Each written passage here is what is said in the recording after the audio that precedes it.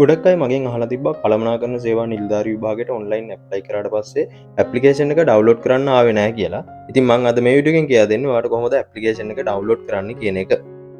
මුලින්ම ඔයා donuts website එකට යන්න. ඊට පස්සේ මේකේ පල්ලෙහාට යද්දි ඔයාට සිලෙක්ට් කරගන්න තියෙයි ඔන්ලයින් ඇප්ලිකේෂන් EB exam කියලා. ඒක සිලෙක්ට් කරන්න. ඊට පස්සේ ඔයා මේ වගේ ඉන්ටර්ෆේස් එකකට අරන් යයි.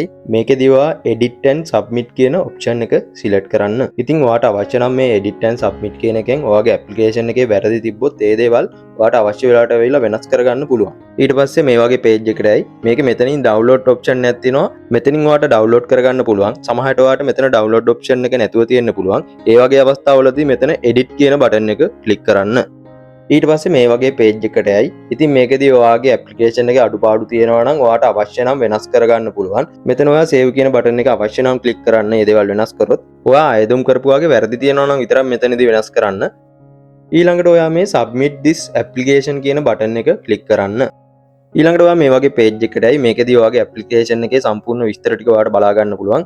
මේකේ පල්ලෙහාට මේ යද්දී ඔයාට ඔයාගේ විස්තර නිවැරදි කියලා confirm කරන්න තියෙනවා. ඒක confirm කරලා process කියන බටන් එක ඔබන්න. ඊගාවට ඔයා මේ වගේ page එකකට යයි. මේකේ තියෙන තොරතුරු නිවැරදි බලන්න. ඔයාගේ නම සඳහන් කරන්නේ සමහරට නම සඳහන් කරන්න. ID number නිවැරදි බලන්න. ඊට පස්සේ මේකේ terms and condition වලට එකඟ වෙනවා. ඔයාගේ මේ application එක exam එකට ඉදිරිපත් කරන්න කියලා confirm කරලා complete and submit කියන බටන් එක click කරන්න.